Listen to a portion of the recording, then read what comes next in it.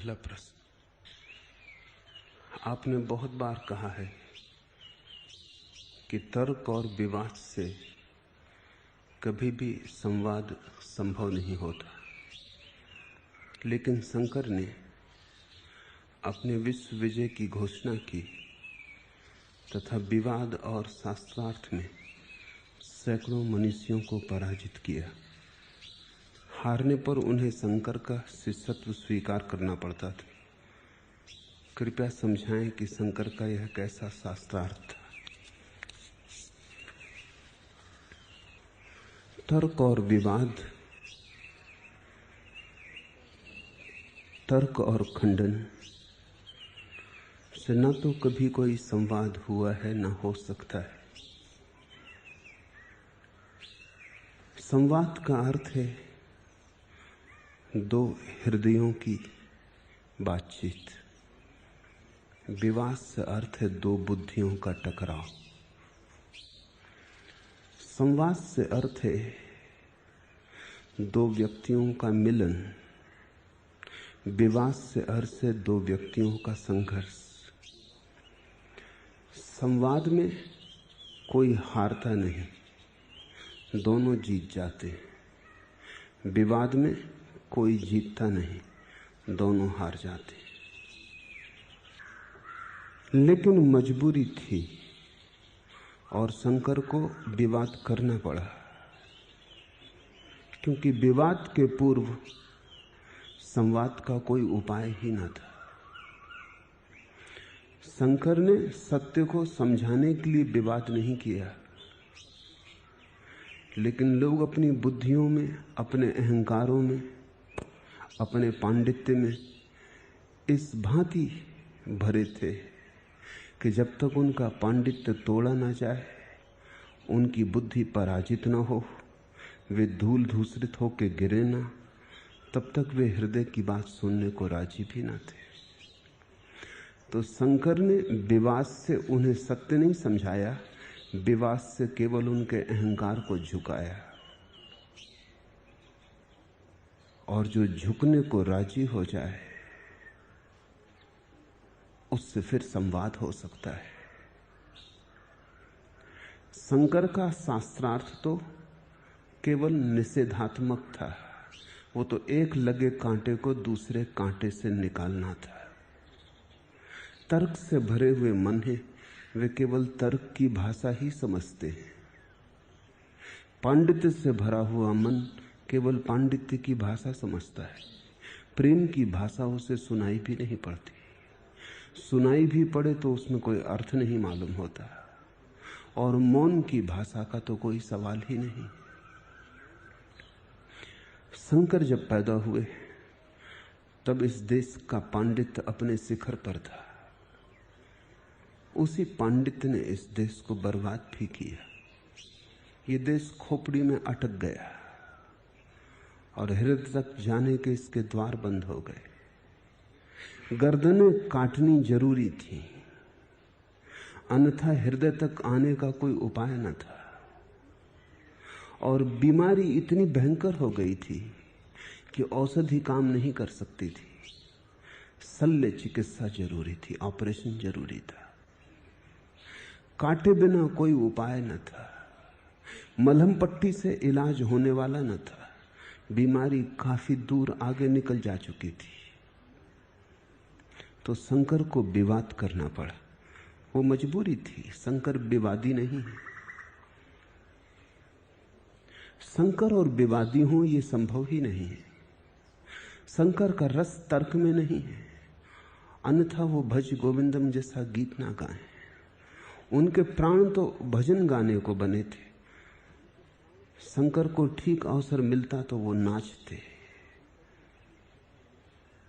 समय परिपक्व होता, लोग हृदय की भाषा समझते, तो शंकर ने तर्क किया ही ना होता। लेकिन देश बीमार था। पांडित्य अपनी आखिरी अवस्था में था। लोगों के सिर भारी थे, उनका बोझ उतारना जरूरी था। और पंडित केवल तर्क ही समझ सकता था।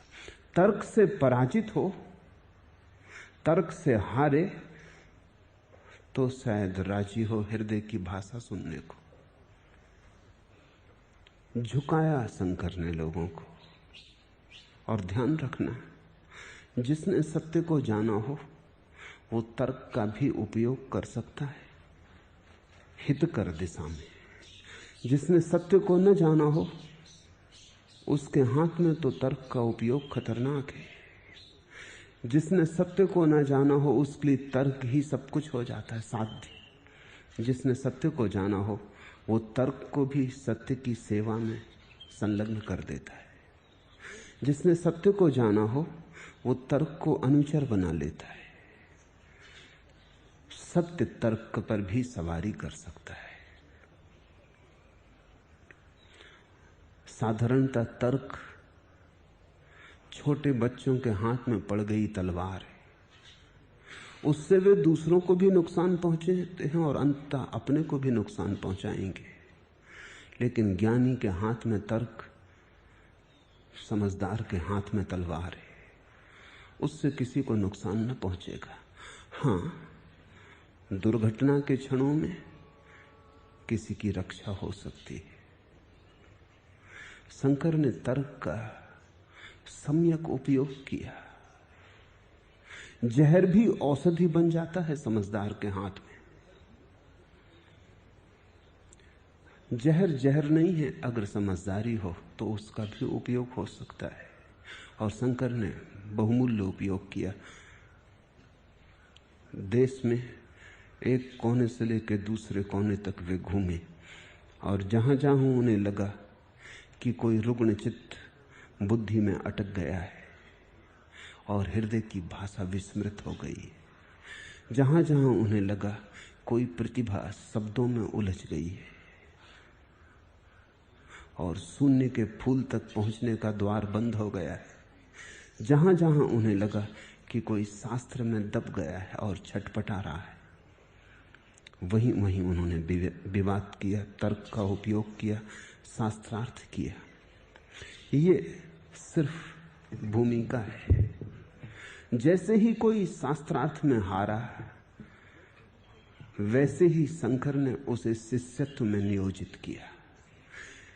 वो दूसरी बात मूल्यवान है, असली बात वही है। तर्क में जैसे ही कोई हारा, उसकी हार का उन्होंने उपयोग कर लिया। उस हार के क्षण में जब अहंकार बिखरा, चौंका व्यक्ति, तर्क काम न आए, बुद्धि ने साथ ना दिया, असहाय हुआ, डूबने लगा।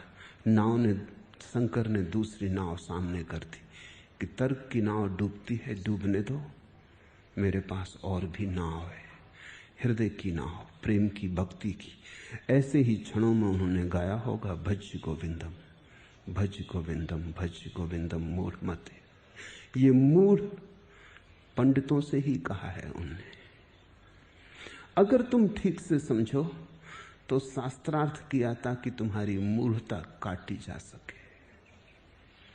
कटते ही, भ्रम टूटते ही उस संधि का उन्होंने उपयोग कर लिया जब तुम क्षण भर को निर्भर होते हो और जब तुम्हें खुला आकाश दिखाई पड़ता है, बादल हट गए होते, उसका उन्होंने उपयोग कर लिया।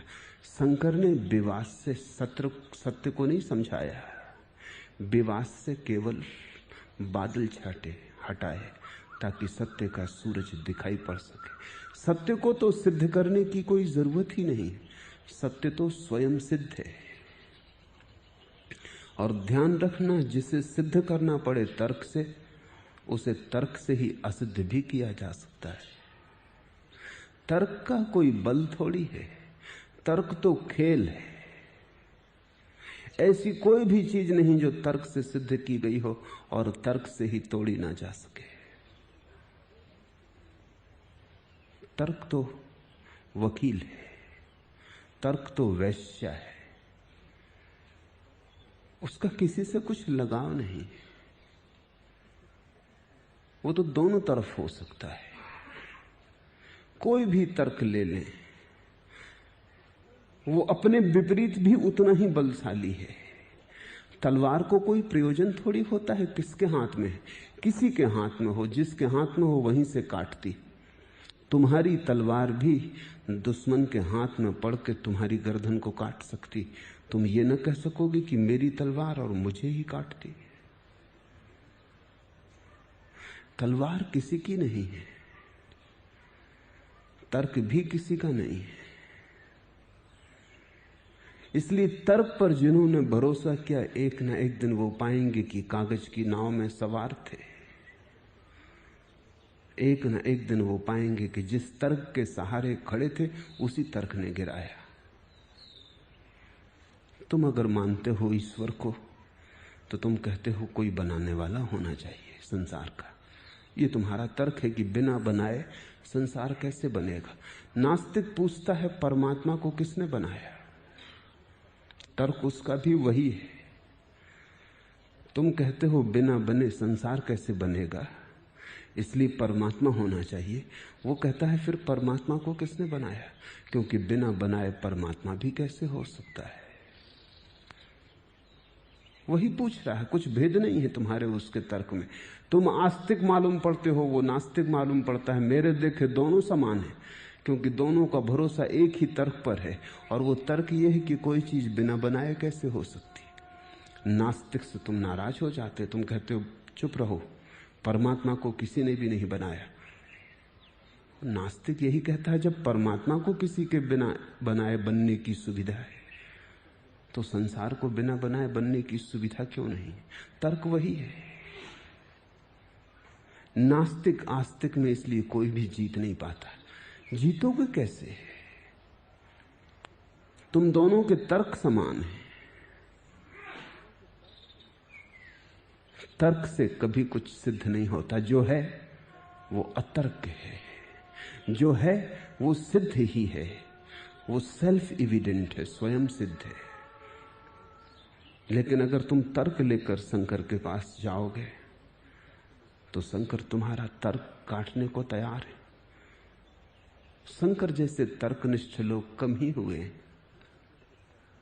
तुम्हें ऐसे लोग तो मिल जाएंगे जिन्होंने परमात्मा को जाना, रामकृष्ण,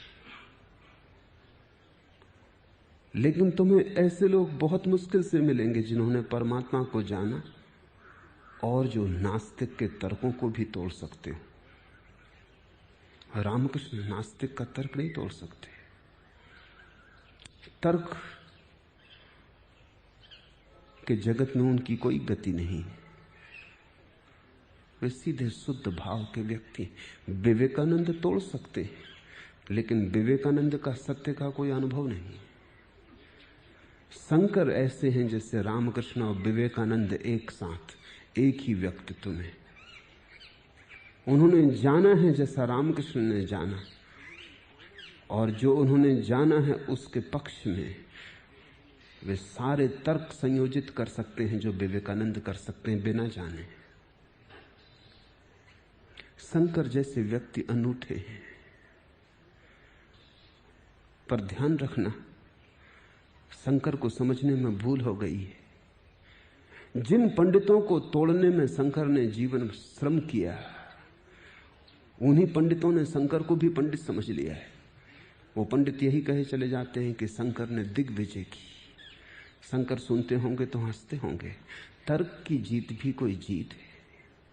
किसी को तर्क से हराना भी कोई हराना है, क्योंकि तर्क से हारा हुआ चुप हो जाता है, हारता नहीं है। ध्यान रखना, तुम किसी के सामने बड़े तर्क खड़े कर दो तो हो सकता है वो उतने बड़े तर्क न जुटा पाए, तो वो चुप हो जाता है।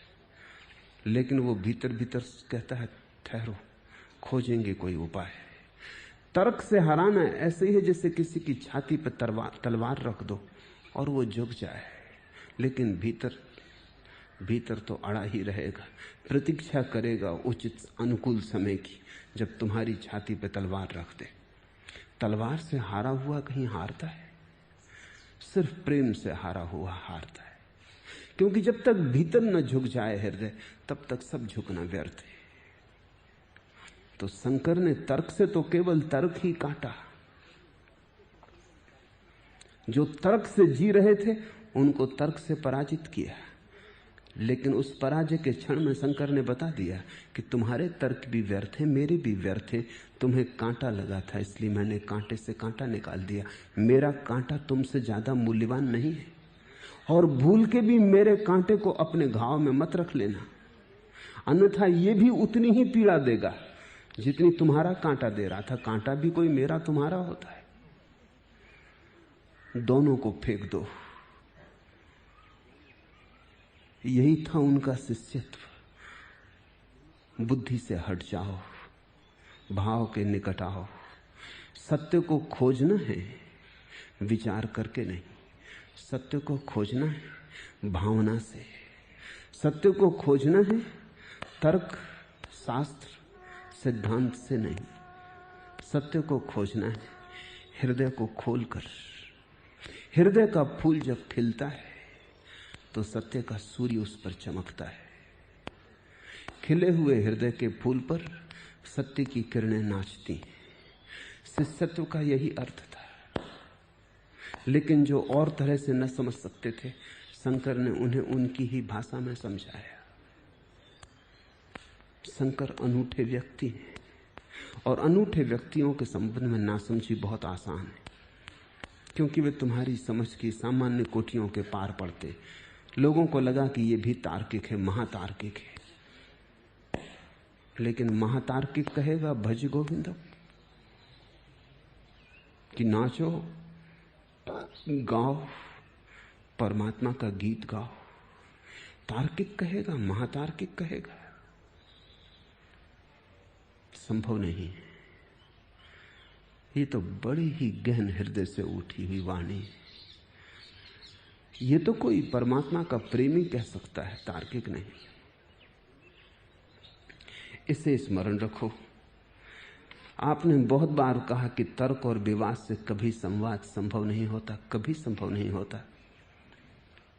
तर्क और विवाद से शंकर ने संवाद की भूमि साफ की। तुम विवाद से भरे थे, विवाद से गिराया। तुम तर्क से भरे थे, तर्क से तोड़ा। इसे केवल भूमि को साफ करना है, फिर भाव के भक्ति के बीज बोए। अनेक लोगों को यह विचार उठता रहा है कि शंकर विरोधाभासी है। विरोधाभासी नहीं है। विरोधाभासी ऐसे ही लगते हैं जैसे कि तुम्हारे पड़ोस में कोई आदमी अपना मकान गिरा रहा हो, तो एक दिन तुम देखते हो कि वो मकान गिराने में लगा है। महीनों मेहनत करके मकान गिराता है, कूड़ा कबाड़ साफ करता है, भूमि तैयार करता है, फिर नींव भरता है और मकान उठाने लगता है। क्या तुम कहोगे ये आदमी विरोधाभासी? एक दिन मकान तोड़ता है, दूसरे दिन बनाता है। विरोधाभासी तो है, लेकिन क्या तुम कहोगे ये विरोधाभासी है? नहीं, तुम जानते हो, क्योंकि नया मकान बनाना हो तो पुराना गिराना पड़ता है। इस विरोध में भी विरोध नहीं है। पुराने मकान को गिरा के ही नया मकान बन सकता है। शंकर विरोधाभासी नहीं है, तर्क से जूझ रहे हैं, और जब पुराना मकान गिर जाता है तो निमंत्रण दिया है नाचने का। तुम कहोगे ये विरोधाभासी, पहले विचार और तर्क की बात करता था, अब नाचने और भाव की बात नहीं। तर्क से केवल पुराने को गिराया था, भाव से नए को बना रहे। तर्क से जमीन साफ की थी, भाव के बीज बो रहे। कुछ विरोध नहीं। लेकिन शंकर ने अपने विश्व विजय की घोषणा की, और यह घोषणा भी शंकर ने नहीं की। ये घोषणा उन्होंने की जो शंकर के पीछे थे, लेकिन शंकर को समझ नहीं पाए। पीछे होने से ही कोई समझ नहीं लेता। किसी के भी पीछे चलना बहुत आसान है, अनुयायी होना बहुत कठिन है। पीछे चलने में भी कोई बड़ी कला है। पीछे तो तुम किसी के भी चल सकते हो, अनुकरण में कोई कला नहीं है।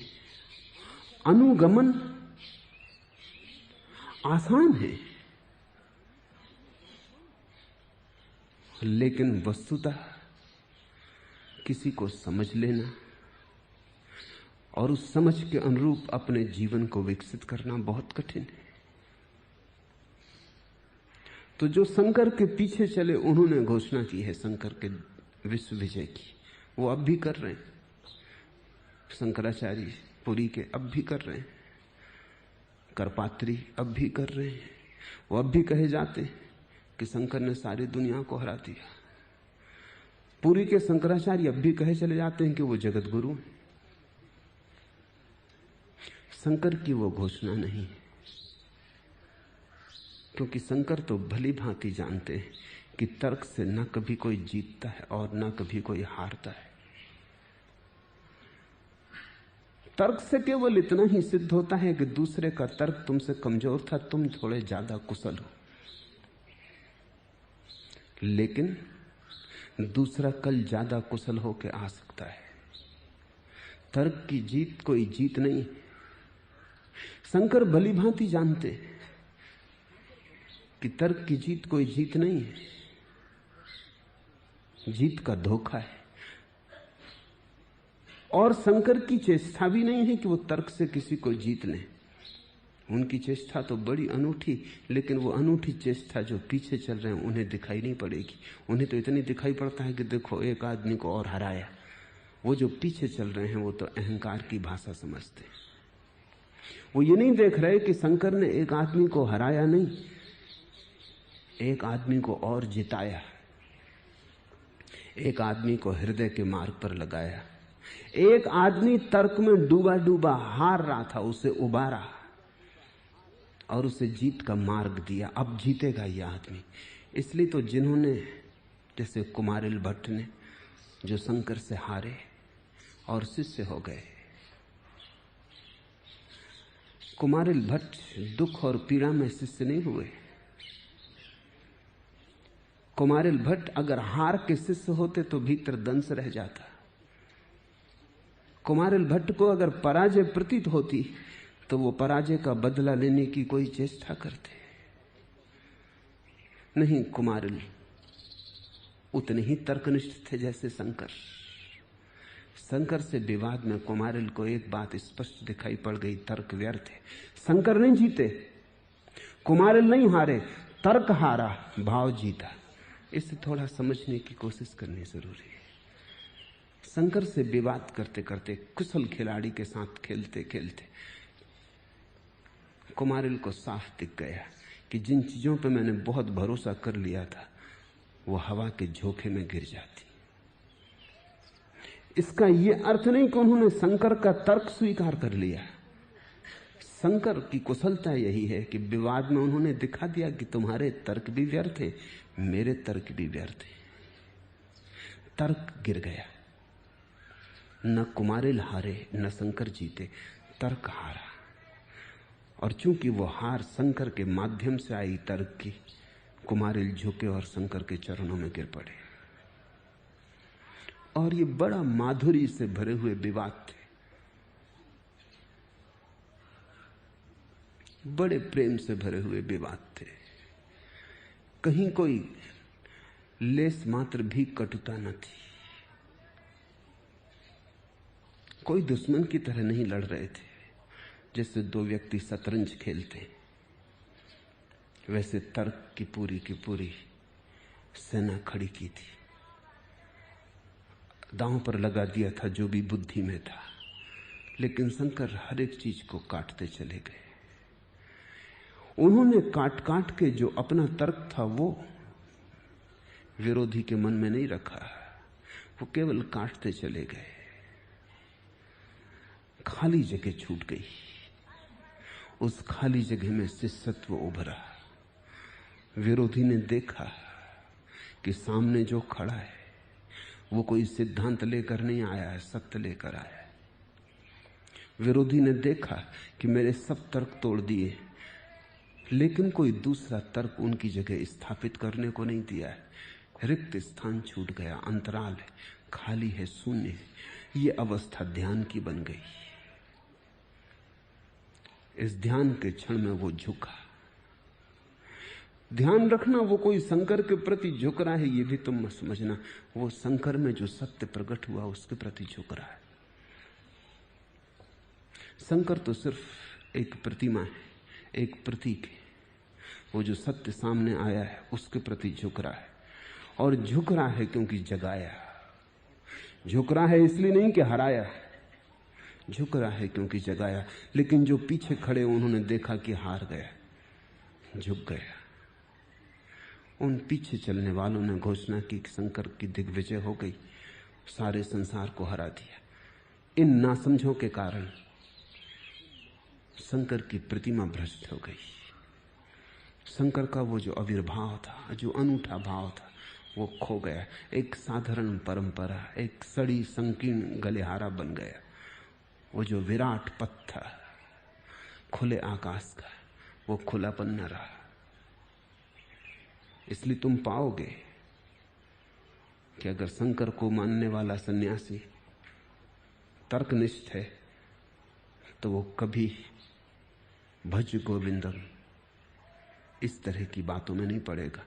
ऐसे लोग हैं जो कहते हैं कि भज गोविंदम जैसे गीत शंकर के नाम पर दूसरों ने लिखे, शंकर के नहीं,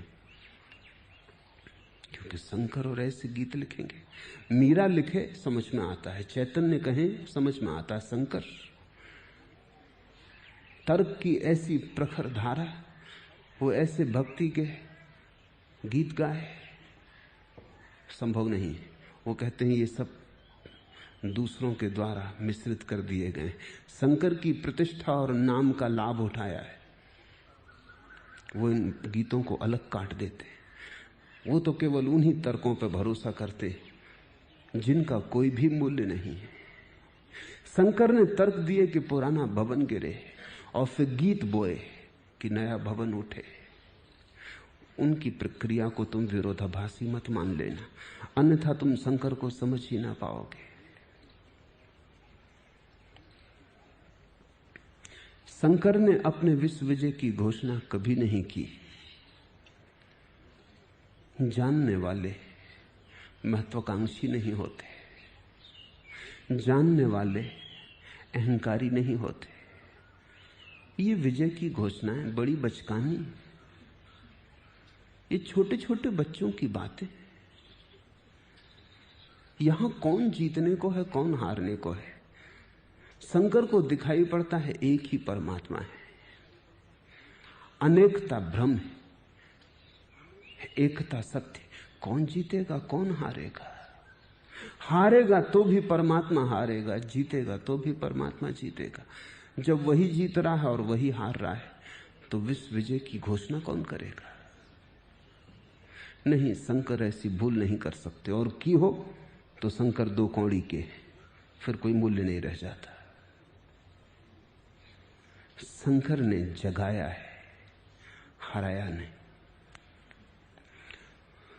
और विवाद और शास्त्रार्थ में सैकड़ों मनीषियों को पराजित किया नहीं, सैकड़ों मनीषियों को मनीषी बनाया। उसके पहले तक झूठी मनीषा से उलझे थे, खोटे सिक्के को संभाले बैठे थे। असली सिक्का दिखाया। स्वभाव था असली सिक्का दिख जाए तो खोटा खोटा हो जाता है, और कोई उपाय भी नहीं खोटे को खोटा करने का। अगर तुम हाथ में एक खोटा सिक्का लिए बैठे हो तो क्या उपाय है समझाने का कि ये खोटा है? असली चाहिए, असली की तुलना में ही खोटा हो सकेगा। शंकर ने असली प्रकट किया, उसके प्रागट्य में खोटा खोटा हो गया। ये विवाद पश्चिम में चलते विवादों जैसे नहीं थे। ये विवाद आज पूरब में भी जो विवाद चलते हैं ऐसे विवाद न थे। ये विवाद बड़ी मधुरिमा से भरे थे। ये विवाद बड़े सत्यान्वेषणियों के विवाद थे। विवाद दो तरह से हो सकता है। एक तो तुम जो कहते हो वो सही है क्योंकि तुम कहते हो, तुम और गलत हो सकते हो। जो कहते हो उसका बहुत मूल्य नहीं है, तुमने कहा है इसलिए सही होना ही चाहिए। तब विवाद व्यर्थ विवाद है। लेकिन तुम सत्य की जिज्ञासा करते हो। तुम ये नहीं कहते कि मैंने जो कहा है वो सत्य होना चाहिए। तुम कहते हो अब तक मैंने जैसा जाना है उसमें मुझे ये सत्य मालूम पड़ता है। मैं तैयार हूं अगर और जानने को आगे कुछ हो तो मैं खुला हूं, बंद नहीं हो गया हूं। निर्णय लेने ही लिया है, लेकिन अब तक जो भी मैंने खोजा है उसमें ये मुझे सत्यतर मालूम होता है। मैं तैयार हूं बदले जाने को, रूपांतरित होने को, जो मैं जानता हूं उसे छोड़ने को। अगर सत्य मेरे सामने प्रकट हो तो उसे अंगीकार करने की मेरी पूरी तैयारी है। तब विवाद भी सत्योन्मुख हो जाता है, तब विवाद भी एक प्रक्रिया बन जाती। पूरब ने इस विवाद का उपयोग किया था। हजारों साल की परंपरा थी, तब ऐसा हो पाया था। हजारों साल तक मनीषी विचार किए, विवाद किए, सत्यान्वेषण के लिए। सत्य पा लिया है ऐसा नहीं, सत्य की खोज कर रहे हैं ऐसा। और जब किसी ने तुम्हारे असत्य को दिखा दिया तो इतना साहस रखा कि उसके चरणों में झुके, क्योंकि सत्य की खोज थी। तो जिसने भी दिखाया वही गुरु। इसलिए शंकर से जो हारे वो शिष्य हो गए। शिष्यत्व का अर्थ ही इतना है कि हम जहां तक गए थे वहां तुम एक कदम आगे ले गए। जहां तक हमारी आंखें देखती थी तुमने हमें और आगे का दर्शन कराया। जहां तक हम पहुंच सकते थे तुमने अपने कंधों पर हमें उठा लिया और दूर तक का आकाश दिखाया। सत्यान्वेषण बड़ी और बात है, और सत्यान्वेषण पर दृष्टि हो तो विवाद का भी उपयोग हो सकता है। इसलिए मैं कहता हूं जहर भी औषधि हो सकती है। पश्चिम में भी विवाद चलते रहे, लेकिन उन विवादों में पूरब का मजा नहीं। वहां लड़ने वाले लड़ते ही रहे हैं, वे कभी किसी के शिष्य नहीं बने। वे विवाद करते रहे, हारे हों कि जीते हों, प्रत्येक अपना राग अलापता रहा है। कोई तय नहीं कर पाया कि कौन जीता कौन हारा। ये भी थोड़े सोचने जैसी बात है। शंकर मंडला पहुंचे। मंडन मिस्र का नगर था। मंडन के नाम पर ही मंडला का नाम है।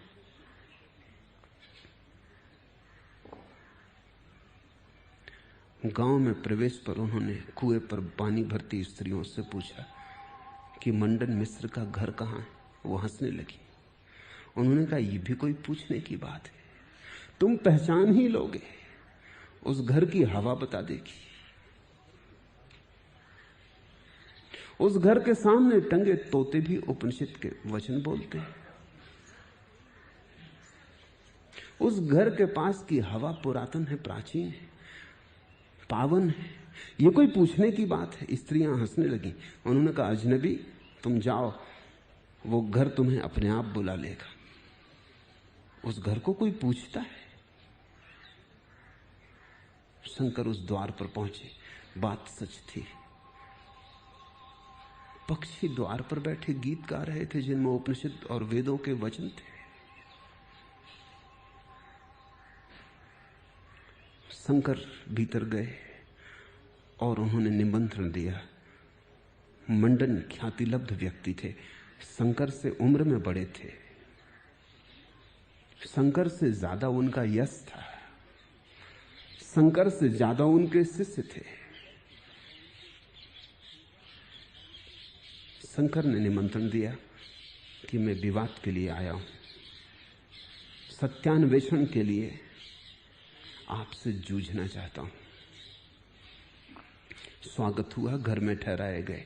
ये कोई दुश्मन तो न था। मंडन ने कहा तुम युवा हो, इसलिए हम समतुल नहीं।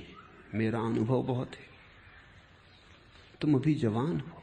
शंकर की उम्र कोई 30 साल रही होगी, मंडन कोई 50 पार कर चुके थे। मैं तुम्हारे पिता की उम्र का हूं, इसलिए ये लड़ाई समतुल नहीं है। तो मैं तुम्हें एक सुविधा देता हूं, न्यायाधीश तुम चुन लो। कौन निर्णय करेगा कौन जीता कौन हारा? तुम अभी जवान हो, तो तुम चुन लो, जो भी तुम ठीक समझो वो निर्णय देगा। ये बड़े प्रेम की लड़ाई थी, कोई झगड़ा न था। बूढ़े ने ज्यादा सुविधा दी जवान को, बेटी की तरह स्वागत किया।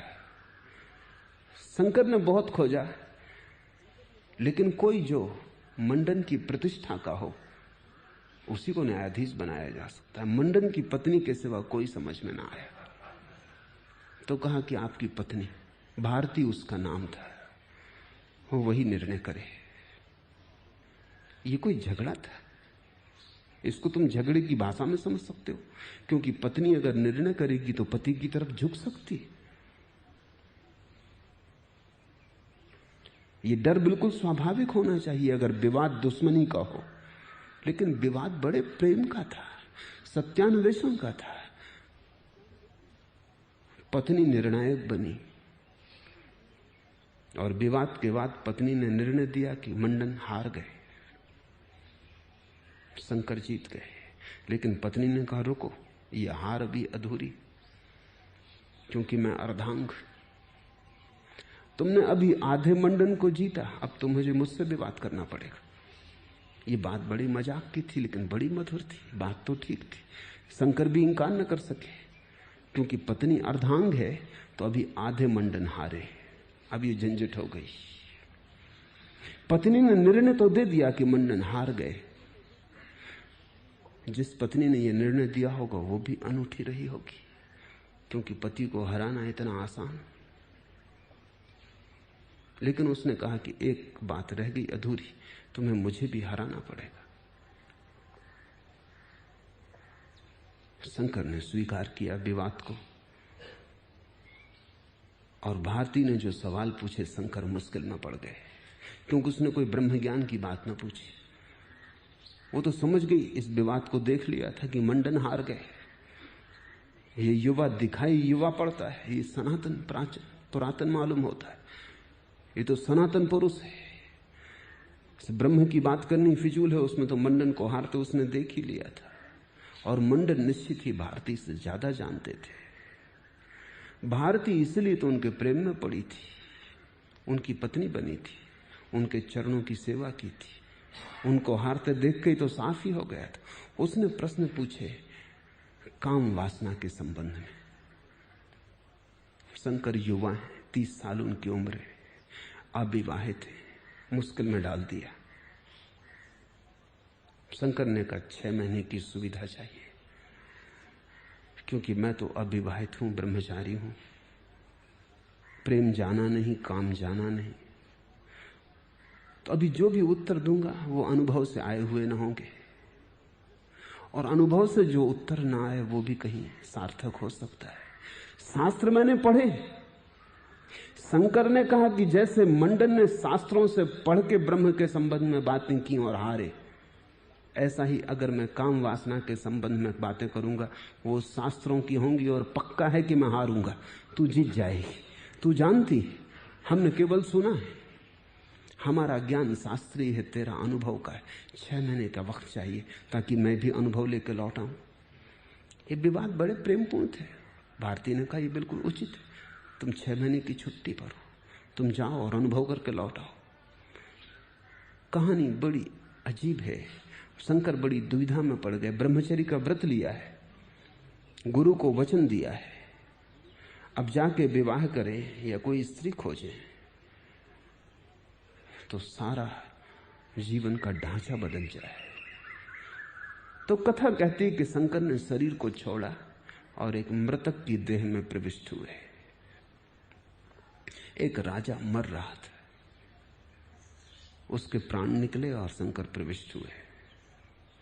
6 महीने उसकी देह में रहकर उन्होंने शरीर और काम वासना का अर्थ समझा। जब 6 महीने बाद वो वापस लौटे तो भारती ने उनकी तरफ देखा और कहा विवाद की कोई जरूरत नहीं, तुम जान के ही आए हो, बात खत्म हो गई, मुझे भी अपना शिष्य स्वीकार कर लो। ये कोई दुश्मनी की बातें न थी, ये बड़े प्रेम में, बड़े गहन सहानुभूति में, एक दूसरे के प्रति अपार श्रद्धा, अपार भाव से हुई घटनाएं थी।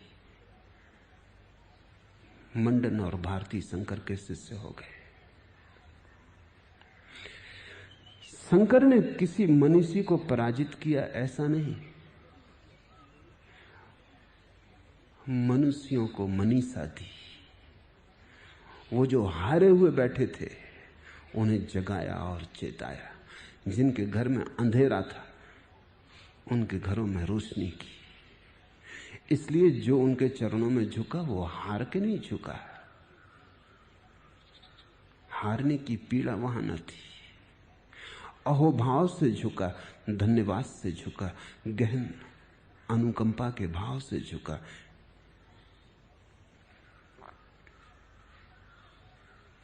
और हारने पर उन्हें शंकर का शिष्यत्व स्वीकार करना पड़ता था, ऐसा मत कहो, करना पड़ता था।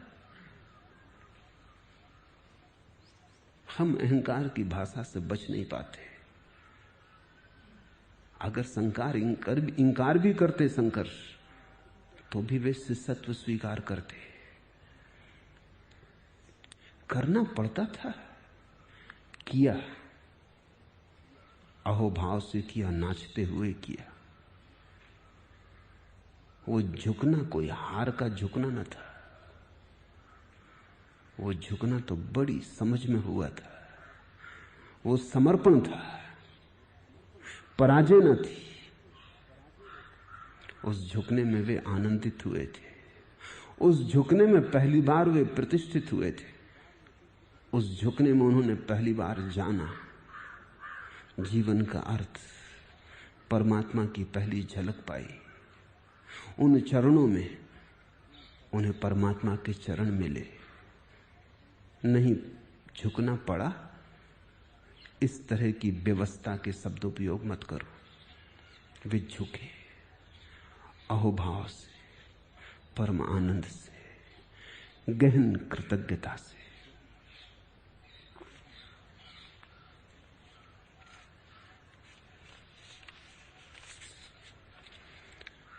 दूसरा प्रश्न, साधारण जन के पतन की बात तो समझ में आती है, लेकिन त्याग, वैराग्य, तप और साधना के पथ पर चलने वाला व्यक्ति भी जो कि मंजिल के करीब पहुंच चुका है, क्यों कर उसका पतन की खाई में गिरना संभव हो पाता है? साधारण जन तो पतित हो ही नहीं सकता, गिरेगा कहां? समतल भूमि पर चलने वाला गिरेगा भी तो गिरेगा कहां? पहाड़ों के शिखरों पर जो चढ़ने की कोशिश करता है वही गिर सकता है। गिरने के लिए पर्वत शिखर चाहिए, और पर्वत शिखरों के पास छिपी हुई खाइयां हैं, खड्डे। समतल भूमि पर, राजपथ पर चलने वाला गिरेगा भी तो क्या गिरेगा? गिरा ही हुआ है। साधारण जन कभी पतित नहीं होता, क्योंकि अब और पतित होने को जगह कहां। इसलिए तुम जब पूछते हो कि साधारण जन के पतन की बात तो समझ में आती, तब तुम समझे नहीं। साधारण जन का पतन कैसे होगा? साधारण जन तो जीता ही उस बिंदु पर है जिसके नीचे और पतन संभव नहीं। वो तो 0 डिग्री पर जीता ही है।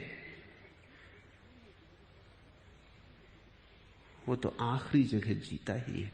खाई खड्ड को ही उसने घर बनाया है। सिर्फ गिरते हैं असाधारण जन, जो शिखर पर चढ़ने का अभियान करते, जो ऊंचाइयों पर जाने का प्रयत्न करते, जो स्वीकार करते हैं चुनौती ऊंचाई की, जो खाई में रहने को राजी नहीं होते, और जो कहते हैं जब तक हम स्वर्ण मंडित शिखरों को न पालें तब तक जीवन व्यर्थ है। जो खाई के अंधेरे में सरकने को घर बनाने को राजी नहीं होते, जो कहते हैं हम तो पंख खोलेंगे और उड़ेंगे आकाश में। दूर की यात्रा पर जो जाते हैं, जितनी दूर की यात्रा उतना ही खतरा पतन का। हमारे पास एक शब्द है योग भ्रष्ट। तुमने कभी भोग भ्रष्ट शब्द सुना? भोग भ्रष्ट का कोई अर्थ ही नहीं होता। योग भ्रष्ट सार्थक है। योग भ्रष्ट का अर्थ है ऊंचाई पर चढ़ने की कोशिश की थी, चूक गए। चूकने का खतरा सदा साथ है। शायद उसी डर से तो बहुत से लोग ऊंचाई पर चढ़ने की कोशिश नहीं करते, अपने को समझा लेते हैं, खाई खड्ड को ही ऊंचाई मानने लगते हैं, ऊंचाई की बात ही भूल जाते हैं, शिखरों की तरफ देखते ही नहीं, क्योंकि उनके देखने से चुनौती मिल सकती है। मैंने सुना है कि जिन देशों में पक्षी दूर से, पहाड़ी पक्षी, जंगली पक्षी दूर की यात्रा करके आते हैं, जब वे आते हैं तो घरेलू पक्षी, पले पुसे पक्षियों में भी चुनौती सवार हो जाती। जैसे यूरोप के दक्षिण भागों में बतखें आती हैं साइबेरिया से उड़कर, शीतकाल काटने। जब शीतकाल पूरा हो जाता है तो बतखें वापस जाती, लेकिन घरों में पली हुई बतखें भी हैं। वो भी कभी पीढ़ियों दर पीढ़ी पहले जंगली थी, वो भी मुक्त थी। जब ये पहाड़ी और जंगली बतखें वापस लौटने लगती हैं, झुंड के झुंड आकाश में उड़ते हैं, तब खेतों खलिहानों में बैठी बतखें भी तड़फड़ाती, वो भी पंख फैलाती, वो भी 10-5 फीट उड़ने की चेष्टा करती हैं और गिर गिर जाती। उनके पंख अब समर्थ नहीं रहे, लेकिन जब पहाड़ी पक्षियों को उड़ते देखती हैं, अपने ही जैसे पक्षियों को उड़ते देखती हैं, तो उनके प्राणों में भी कोई चुनौती समा जाती, कोई अभियान, कोई अनजाना देश उन्हें भी याद आ जाता है, कोई आकाश की ऊंचाई। उनके छोटे छोटे मनों में भी दूर साइबेरिया का खुला आकाश एक चोट करता है। यद्यपि वे गिर पड़ती हैं, वापस अपने खेतों खलिहानों में फिर दौड़ने लगती हैं, लेकिन एक बार चेष्टा करती हैं। जब कभी कोई बुद्ध, कोई शंकर तुम्हारे बीच से गुजरता है, तब तुम भी अपने खेत खलिहानों में थोड़े तड़फड़ाते हो, तुम भी थोड़े पंख मारते हो, क्योंकि उसकी मौजूदगी तुम्हें खबर देती, उसकी मौजूदगी तुम्हारे भीतर भी किसी सोए स्वर को जगा देती। तुम भी पहचानते हो कि ये तो मेरी भी नियति है, ये अभियान मेरा भी है, इतनी ही ऊंचाइयों पर मैं भी उड़ सकता हूं। लेकिन फिर तड़फड़ा के गिर जाते हो, फिर भूल जाते हो, या तुम में जो बहुत चालाक है वो कहेंगे ये बात हो ही नहीं सकती। वो बुद्ध की तरफ देखते ही नहीं, वो पीठ ही किए रहते हैं, वो बुद्ध के संबंध में अफवाहें सुनते हैं, बुद्ध को सीधा नहीं देखते, वो आंख से आंख नहीं मिलाते, क्योंकि आंख मिलाने में खतरा है। वो अपनी दुकानों पे बैठे रहते हैं, वो कहते हैं ये सब बकवास है, कहीं कोई परमात्मा को पाया है कि कहीं कोई ब्रह्म है, ये सब कुछ बेकार है, ये सब लोगों को उलझाने की बातें। या हो सकता है यह आदमी पागल हो गया हो, या ज्यादा से ज्यादा सुंदर कविता है। वे स्वीकार नहीं कर सकते कि ऐसे पहाड़ हैं, ऐसी ऊंचाइयां हैं, ऐसे हिम शिखर हैं, ऐसे स्वच्छ और कुंवारे जहां कोई कभी नहीं पहुंचा, अछूते, क्योंकि घबराहट है। अगर उनका ख्याल आ गया तो अपने पंखों पर भरोसा नहीं, उड़ सकेंगे, पहुंच सकेंगे, गिर तो ना जाएंगे। उड़ने के साथ ही गिरना जुड़ा है, बढ़ने के साथ ही फिसलना जुड़ा है। जमीन पर सरकने और रेंगने वाले जानवर गिरते नहीं, गिरेंगे कहां? तो ध्यान रखो, ये तो मत कहो कि साधारण जन के पतन की बात समझ में आती। साधारण जन का कभी कोई पतन सुना है तुमने? नहीं। त्याग, वैराग्य, तप और साधना के मार्ग पर चलने वाले व्यक्ति ही, और जितने वे मंजिल के करीब पहुंचने लगते हैं उतना ही खतरा बढ़ता है। मंजिल के जितने करीब आने लगते हैं उतने ही खतरे बढ़ने लगते हैं। तब इंच इंच खतरा है, क्योंकि इंच इंच गिर जाने का सवाल है। जरा से चूके और गिरना हो सकता है। चूक जरा सी, गिरना बहुत बड़ा होता है। भूल छोटी, तुम भी वही भूल करो तो कुछ हर्जा नहीं। महावीर वही भूल करें तो बहुत बुरी तरह गिरेंगे। तुम्हारी भूल से क्या होने वाला है? तुम तो भूलों में ही जी रहे हो। तुम्हारी उन बड़ी भूलों में छोटी मोटी भूलों का तो कोई पता ही नहीं चलता। लेकिन अगर बुद्ध से वही भूल हो, बुद्ध एक गांव से गुजर रहे हैं, आनंद उनके साथ है, वे कुछ बात कर रहे हैं। एक मक्खी आके उनके कंधे पर बैठ गई, उन्होंने उसे उड़ा दिया जैसे कि कोई भी उड़ा दे, फिर रुक गए, सहम गए, जैसे कि कोई बड़ी भूल हो गई हो। फिर उन्होंने हाथ उठाया, होशपूर्वक कंधे के पास ले गए और मक्खी को उड़ाया जो अब वहां थी ही नहीं। आनंद ने पूछा, आप ये क्या कर रहे हैं?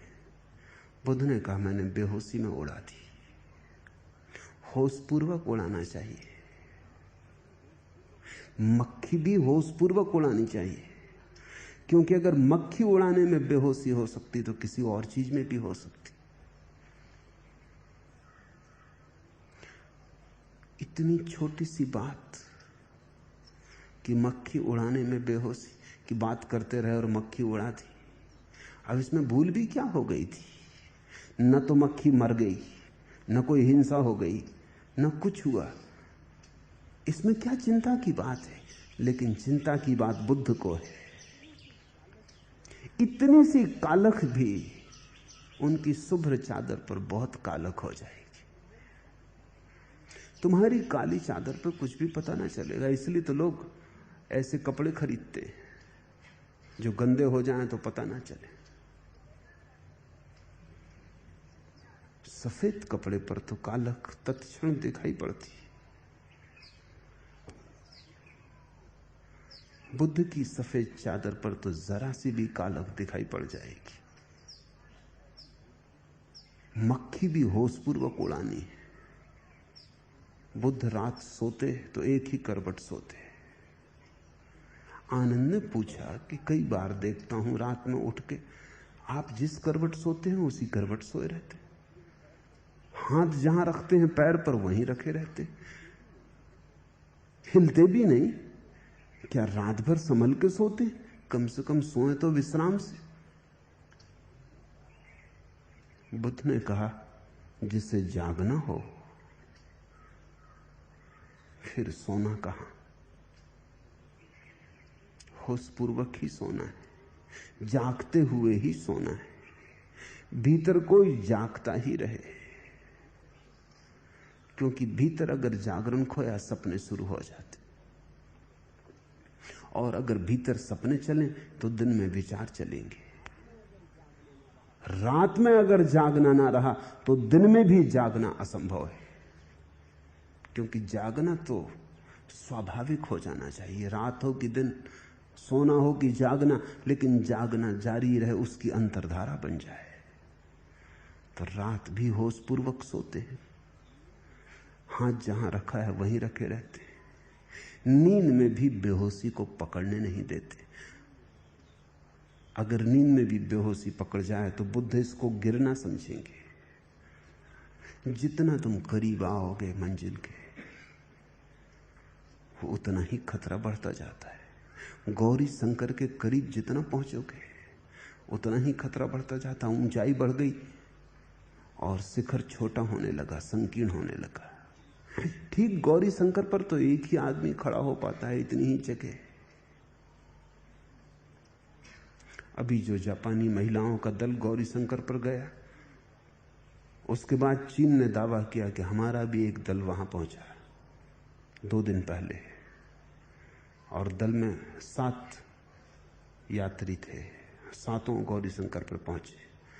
तो जापानी महिलाओं ने इस बात का इंकार किया क्योंकि वहां 7 आदमी एक साथ खड़े ही नहीं हो सकते, शिखर छोटा होता जाता है। तो ये तो तुम्हारा साधारण गौरीशंकर है, बुद्धों के गौरीशंकर की क्या कहोगे? वहां तो इतनी संकीर्ण जगह हो जाती कि तुम अकेले भी खड़े नहीं हो सकते, तुम्हारा अहंकार भी बचेगा तो जगह से गिर जाओगे। वहां तो तुम भी शून्य हो जाओगे तो ही खड़े हो पाओगे। उस पूर्णता के शिखर पर केवल शून्य ही टिक सकता है। जरा सा अहंकार, जरा सी अस्मिता और पतन हो जाए।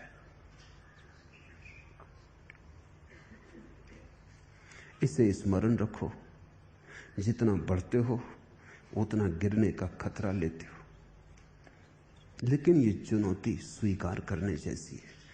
इसी से तो तुम्हारी गरिमा प्रकट होगी, इसी से तो तुम महिमावान बनोगे। गिरने का डर है, कोई हर्जा नहीं। 1000 बार गिरना भी पड़े तो भी कोई हर्जा नहीं। शिखरों को छूना ही है, क्योंकि जब तक तुम छू न लोगे तब तक कोई तृप्ति संभव नहीं है। जब तक तुम परमात्मा को अपने भीतर न पालोगे तब तक तुम कुछ और पालो, तुम भिखारी ही रहोगे, तुम्हारी तृप्ति ना होगी, संतुष्टि ना होगी। सुख असंभव है जब तक कि तुम वह न हो जाओ जो कि तुम अंततः हो सकते हो। जब तक कि तुम्हारा पूरा भविष्य वर्तमान न बन जाए, जब तक कि तुम्हारे सब फूल खिल न जाएं, एक भी अनखिला फूल न रह जाए, तब तक तुम आनंद को उपलब्ध न हो सकोगे।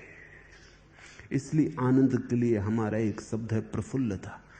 प्रफुल्लता का अर्थ है फूल का पूरा खिल जाना। उस पूरे खिलाव में ही आनंद है। उस रत्ती भर कम पर भी राजी मत होना, अन्यथा तुम दुखी रहोगे और नरक में रहोगे।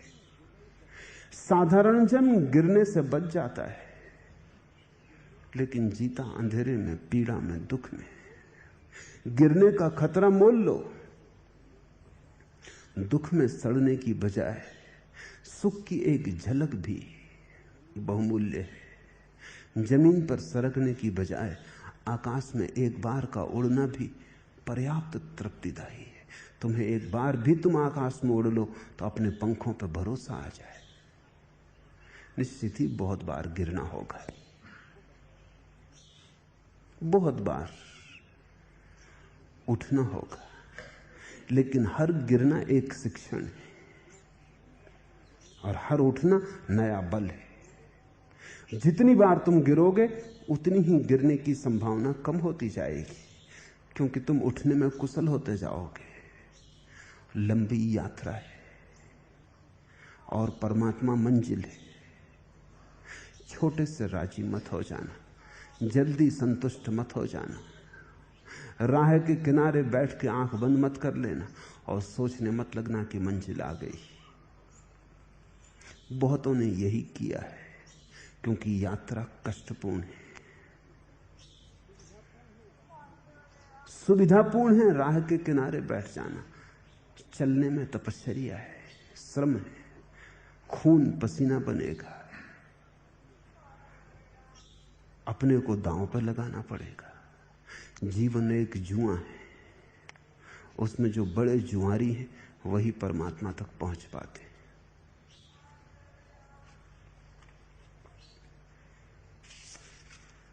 तीसरा प्रश्न,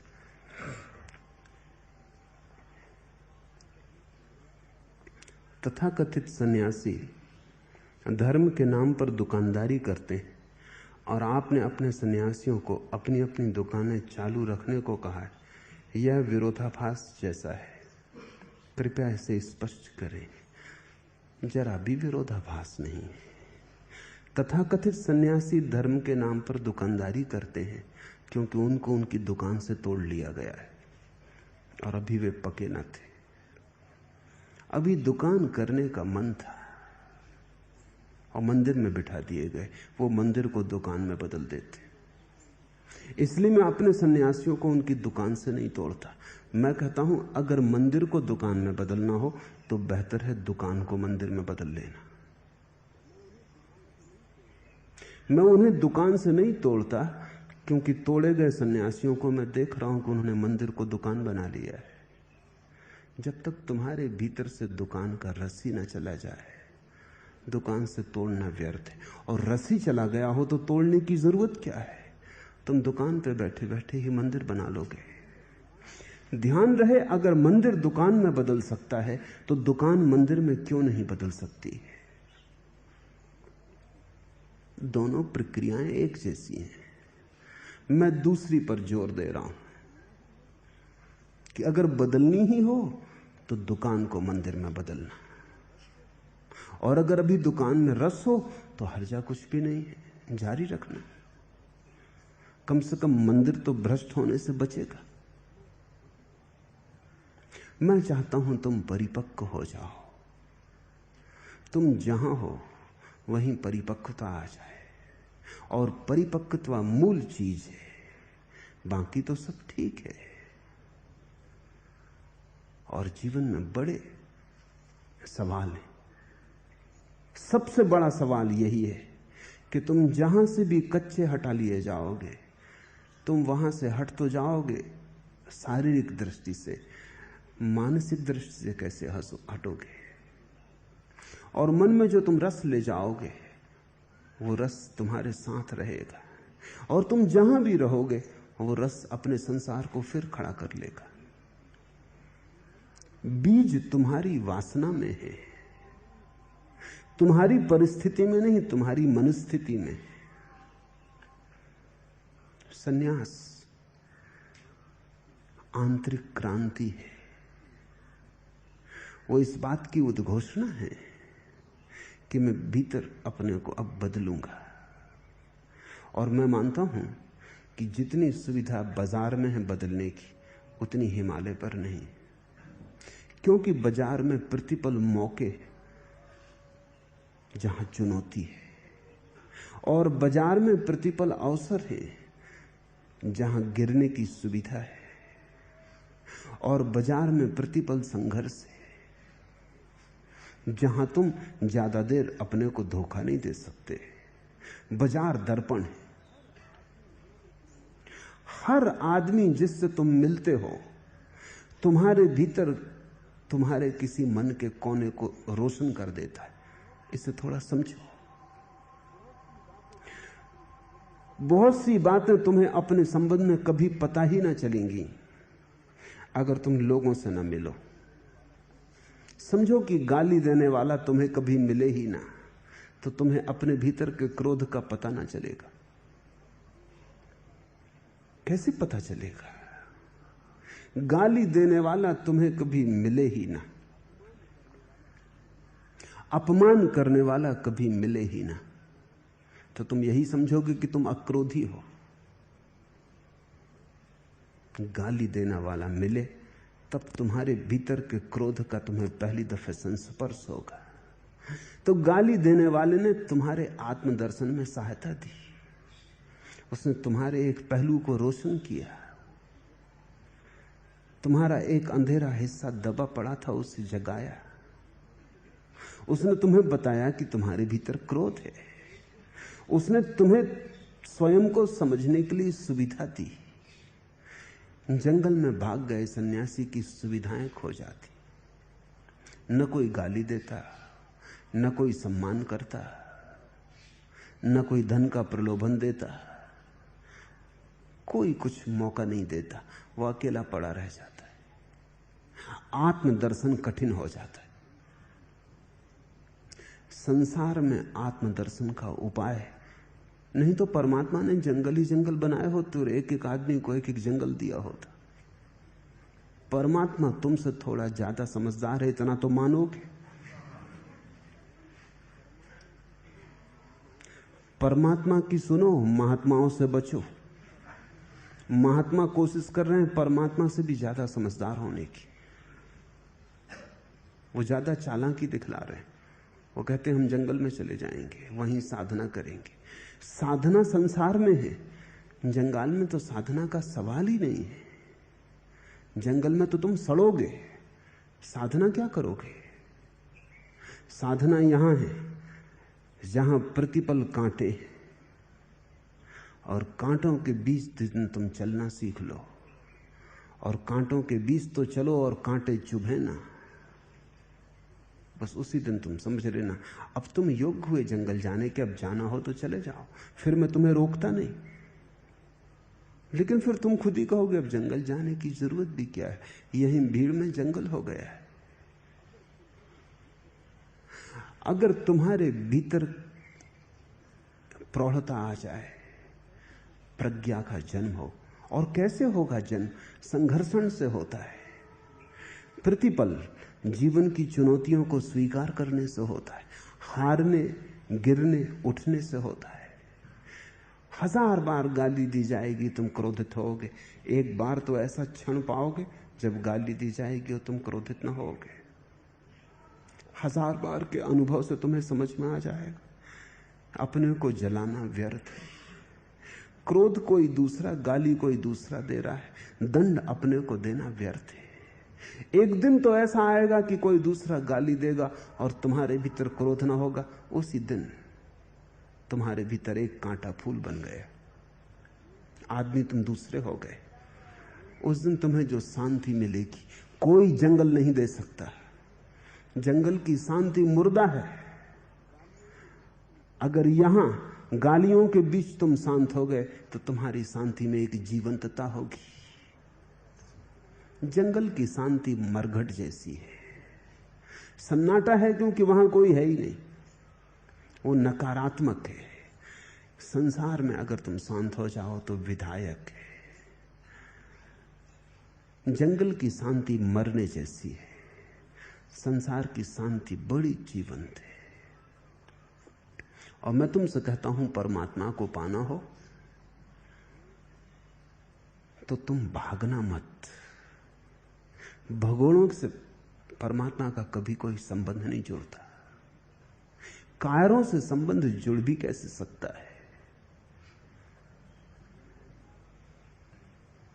चुनौती स्वीकार करने वाला साहस चाहिए। माना कि साहस में गिरना भी होता है, चोट भी खानी होती, लेकिन वही मार्ग है, वही एकमात्र मार्ग है, और कोई मार्ग नहीं है। तुमने कभी ख्याल किया, बहुत सुविधा संपन्न घरों के बच्चे बुद्धिमान नहीं होते, हो नहीं सकते, चुनौती नहीं। सारे बुद्धिमान बच्चे उन घरों से आते हैं जहां बड़ा संघर्ष करना पड़ता है, जहां छोटी छोटी बात को पाना मुश्किल है। करोड़पतियों के बच्चे अक्सर व्यर्थ होते हैं। हेनरी फोर्ड अपने लड़कों को सड़क पर जूता पॉलिश करने भिजवाता था। वो कहता था अपने जेब का खर्च तुम खुद ही पैदा करो। दुनिया का सबसे बड़ा अरबपति, पड़ोसियों ने भी उससे कहा कि जाती ही तुम क्या करवा रहे हो? उसने कहा कि मैंने खुद जूते पॉलिश कर कर के पैसा कमाया है। जो मेरे जमाने में धनपति थे भीख मांग रहे, मैं भिखमंगा था, मैं आज दुनिया का सबसे बड़ा करोड़पति हो गया हूं। मैं अपने बच्चों को भिखमंगा नहीं बनाना चाहता, इसलिए उन्हें जूते पर पॉलिश करने सड़क पर भेजता हूं। वो आदमी होशियार था, वो आदमी कुशल था। धनपतियों के बच्चे अक्सर मुर्दा हो जाते, गोबर गणेश हो जाते। उनको खोदो तो गोबर ही गोबर पाओगे, गणेश कहीं भी ना मिलेंगे। क्योंकि जीवन की चुनौती नहीं, संघर्षण नहीं है। अगर बहुत सुरक्षा मिले और कोई संघर्ष ना हो तो रीढ़ टूट जाती। रीढ़ बनती ही संघर्ष में। जितना तुम संघर्ष लेते हो उतनी ही रीढ़ पैदा होती। उतने ही तुम मजबूत होते हो। संसार से भागने को मैं नहीं कहता, मैं संसार से जागने को कहता हूं। संन्यास भगोड़ापन नहीं है, संन्यास महान संघर्ष है जागरण का। और जहां चुनौती है वहां से हट मत जाना। हां, जब तक चुनौती का काम ही पूरा ना हो जाए तब तक तो टिके ही रहना, और जल्दी ही काम पूरा हो सकता है। अगर भागने की वृत्ति ना हो तो जल्दी ही जागना हो सकता है, क्योंकि वही शक्ति जो भागने में लगती है वही जागने में लग जाती है। मैं तुमसे उस शांति को नहीं कहता जो मरघट पर है, मैं तुमसे उस शांति को कहता हूं जो श्रम से अर्जित की जाती, मर के नहीं, जो महान रूप से जीवंत होकर उपलब्ध होती, विधायक। चौथा प्रश्न, ऐसा लगता है कि भज गोविंदम वानप्रस्थ अवस्था के लिए कहा गया है, लेकिन आप उसे सबके लिए कह रहे हैं। वानप्रस्थ का अर्थ क्या होता है? वानप्रस्थ का अर्थ होता है जंगल की तरफ मुंह, सभी का है। आज नहीं कल, कल नहीं परसों, उस परम एकांत को खोज लेना है जिसका नाम परमात्मा है। सभी वानप्रस्थ हैं, देर अबेर सभी को उस परम एकांत में प्रवेश करना है, उस भीतर के वन को खोज लेना है। वानप्रस्थ से कोई शारीरिक उम्र का नाता नहीं है, नहीं तो शंकराचार्य को क्या करोगे? 33 साल में तो वो चल ही बसे, तो 33 साल में उसके पहले ही वानप्रस्थ भी हो गए, संन्यास्त भी हो गए। तुम होशियार हो, होशियारी ही तुम्हारा दुख है। तुम चालाक हो, तुम कहते हो ये तो बूढ़ों के लिए है, वानप्रस्थ के लिए, जब यानी संसार में कुछ करने योग्य बचेगा ही नहीं, कि जब लोग ही तुम्हें जबरदस्ती रिटायर कर देंगे, तुम चिल्लाते ही रहोगे कि अभी कहां भेज रहे हो, और लोग ही तुम्हारी अर्थी बांधने लगेंगे, तब तुम सोचते हो कि भज गोविंदम करोगे। लोग मरते दम तक भी छोड़ना नहीं चाहते, मर के भी नहीं छोड़ना चाहते। लंदन में एक मेडिकल कॉलेज जिसमें एक आदमी की लाश रखी, 200 साल पहले उस आदमी ने कॉलेज को दान दिया था, और दान के साथ वो ये शर्त कर गया कि जब तक जिंदा रहूंगा तब तक तो ट्रस्टियों की बोर्ड की अध्यक्षता करूंगा ही, मरने के बाद भी। तो जब भी ट्रस्टियों की बोर्ड की अध्यक्षता होती है, उसकी लाश चेयरमैन की जगह बैठी रहती। अभी भी मर के भी नहीं लोग वानप्रस्थ होते। तुम तो जिंदा की पूछ रहे हो, वो अभी भी प्रिसाइड करता है, अभी भी अध्यक्ष वो ही रहता है, और अभी भी ट्रस्टियों को खड़े होकर कहना पड़ता है अध्यक्ष महोदय, तब वो दूसरों से कुछ कह पाता। वो ट्रस्ट डीड है, उसको बदला भी नहीं जा सकता, वो कानूनन उसका हक है। लाश में से सब निकाल दिया गया, भूसा भर दिया गया है, लेकिन बैठे, भूसा भरा है लेकिन पद को पकड़े हुए। वानप्रस्थ तो तुम होने ही नहीं चाहते, वो तो मन में बड़ी पीड़ा लगती। वानप्रस्थ, संन्यास्त, ये सब आखिरी बातें अंत में कर लेंगे। अंत में जिसने करना चाहा वो कभी ना कर पाएगा, अभी जिसने करना चाहा वही कर सकता है। अभी के अतिरिक्त कोई समय भी नहीं है।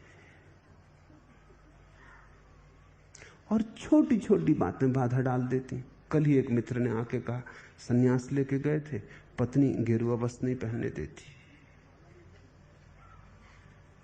माला नहीं पहनने देती, और वो राजी हो गए। उनकी हालत देख के मैंने भी कहा कि अब ठीक है,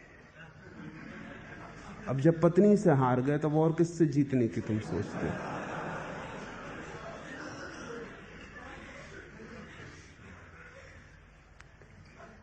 जरा सा भी संघर्षण, जरा सी चुनौती और आदमी बस चारों खाने चित्त।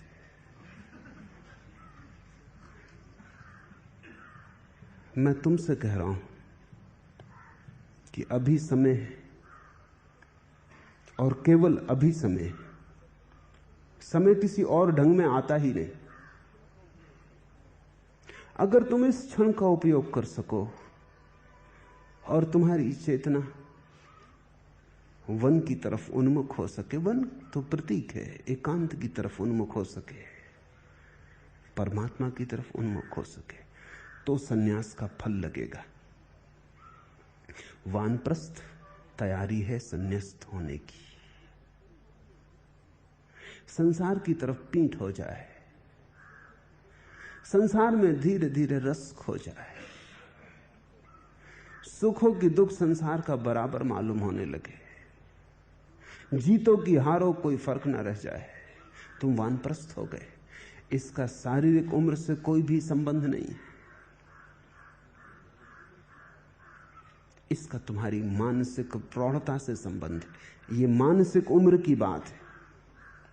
कई लोग हैं जो 80 वर्ष की उम्र में भी मानसिक उम्र उनकी 8-10 साल से ज्यादा नहीं होती, और कभी कभी ऐसा भी होता है कि 8-10 साल के बच्चे में भी 80 साल की मानसिक उम्र होती। ये तो चेतना की त्वरा और तीव्रता पर निर्भर है।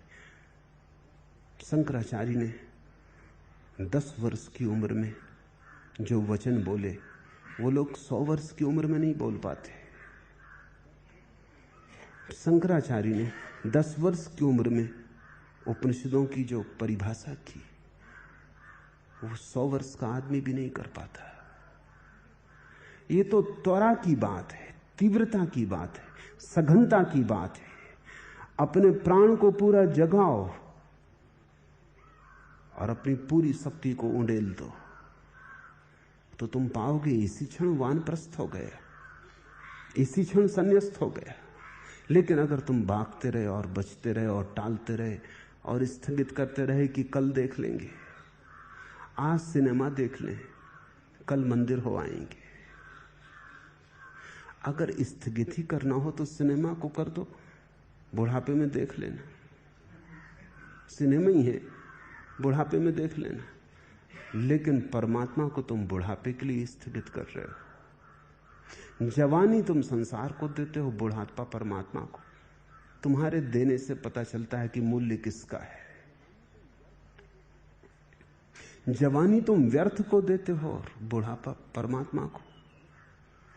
जब शक्ति होती है तब तुम गलत करते हो, और जब शक्ति नहीं होती तब तुम कहते हो कि अच्छा करेंगे, अब करने का ही कुछ नहीं बचता, तब तुम कहते हो अच्छा करेंगे।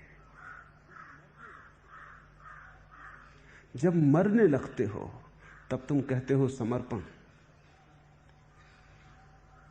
और जब तक तुम पकड़ सकते थे तब तक तुमने कभी समर्पण की बात ना सोची। तुम किसे धोखा दे रहे हो?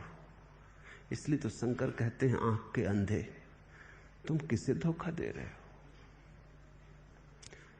जब तक शक्ति है तब तक करो स्मरण, क्योंकि स्मरण के लिए महाशक्ति की जरूरत है। उससे बड़ा कोई कृत्य नहीं है। वो तुम्हारी समग्रता को मांगता है, वो तुम्हारे रोए रोए श्वास श्वास को मांगता है। जब तुम हाथ पैर जीन जर्जर हो जाएंगे, लाठी टेक के चलने लगोगे, आंख में दिखाई ना पड़ेगा, तब तुम स्मरण करोगे, तब तुमसे गोविंद की आवाज भी ना निकलेगी, तब तुम्हारा कंठ भी अवरुद्ध हो गया होगा, तब तुम कहोगे भी मुर्दा मुर्दा, वो परमात्मा तक पहुंचेगा। त्वरा चाहिए, बाढ़ चाहिए, जीवन की पूरी ऊर्जा को दांव पर लगा देने की हिम्मत, तैयारी चाहिए।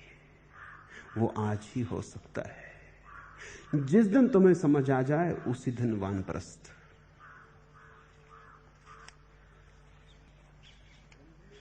आखिरी प्रश्न, ब्रह्म में रमण करने वाला क्या सचमुच भोग में रत हो सकता है अथवा वह उसका अभिनय करता है?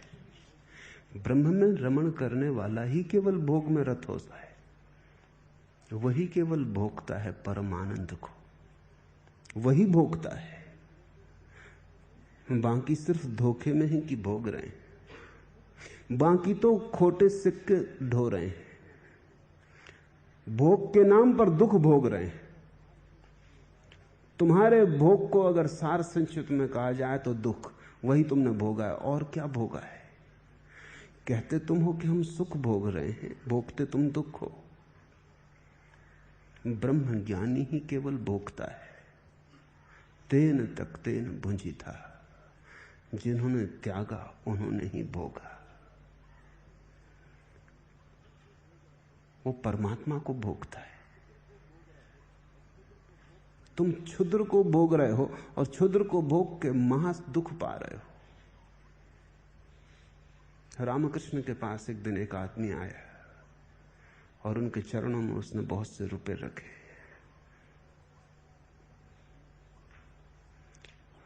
रामकृष्ण ने कहा, ले जा भाई। उस आदमी ने कहा कि आप महात्यागी, इसका और एक सबूत मिला।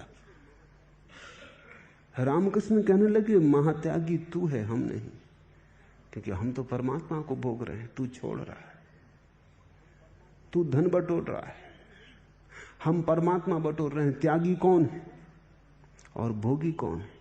भोगी हम हैं, त्यागी तू है।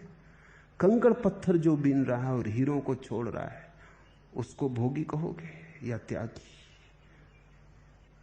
व्यर्थ को जो संभाल रहा है और सार्थक को गंवा रहा है, उसको ही त्यागी कहना चाहिए। ब्रह्म रमण परम भोग है, वो जीवन के परम आनंद में प्रवेश है। उससे बड़ा फिर कोई आनंद नहीं, उसके अतिरिक्त सब दुख है। इसलिए तुम ये तो पूछो ही मत कि ब्रह्म में रमण करने वाला क्या सचमुच भोग में रत हो सकता है। तुम्हारे भोग में रत नहीं हो सकता, क्योंकि तुम्हारा भोग भोग ही नहीं है। वो भोग में ही रत है, लेकिन उसका और ही भोग है। उस भोग को जानने के लिए तुम्हें तुम्हारा अपना भोग खोना पड़े, होश जगाना पड़े। तुम सपने में हो, अभी भोगा तुमने कुछ भी नहीं, केवल भोग के सपने देखे। ब्रह्मज्ञानी को सत्य का भोग उपलब्ध हुआ है, परम भोग उपलब्ध हुआ है। आज इतना।